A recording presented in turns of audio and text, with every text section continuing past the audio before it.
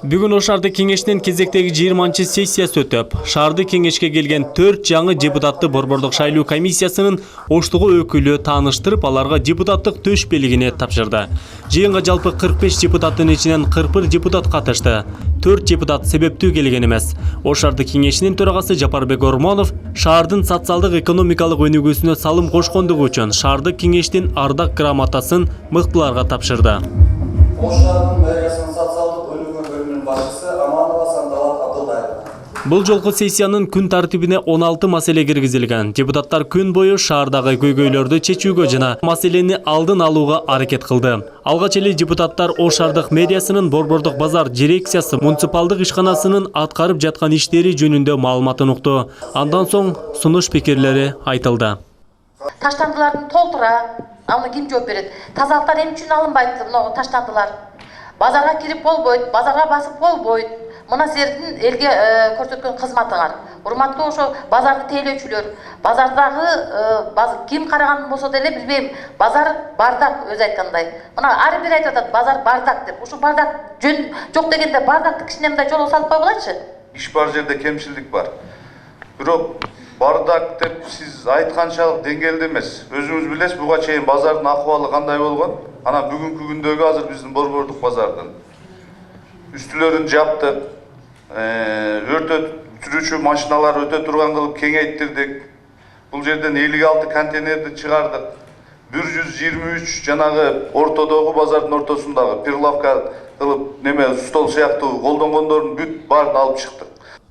Шаардык кеңеш депутаттары билим берүүнүн сапаты да төмөндөп, жакшы башкаруу жоктугун, билим берүүгө көңүл бурулбай жаткандыгын айтып сынга алышты. Шаардык билим берүү башкармалыгынын башчысы Авазбек Асанов мүмкүнчүлүккө жараша иш жүрүп, айтылган пикирлерди туура деп кабыл алды. Балдар бир залда 4 тайпа тарбияланып жатыптыр. Бири-бирин укканга мүмкүнчүлүк жок.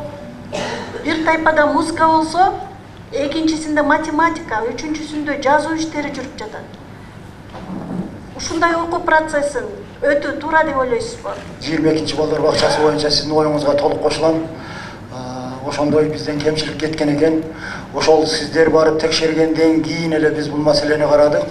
Ал бала бакча ата-энелердин жыйналышы өтүп, бала бакча жабылып, азыр ремонту бүттү. Жаап ремонт жасадык. Депутаттар Ош шаарында окуучулардын жол акысы 2020 жылдын 1-январынан тарта жогорулатуу сунушун колдоп берди. Эл менен көп мындай талкуу иштер жүргүзүлдү. Ал жерде азыр бүгүн 3 вариант менен чыгып атат. Бир варианты ошол шаардагы биздин мамлекеттик муниципалдык тейлөөчүлөр автобустардын баарына мурдагы бааны калтыруу боюнча комитеттин чечими чыкты. Ошол мурдагы ошол калат. Себеби биз мамлекет эсебинен атайын акча каражатын төлөп берип жатабыз аларгачы. Компенсация алып туруп. Терсебетке милдеттерди. Бир айдын ичинде ушул нерсени, ушу терсебеттин түздөн-түз сиздин милдетиңиз. Сессия жүрүшүндө депутат Рыспек Турдыев милиция кызматкерлерин сынга алды.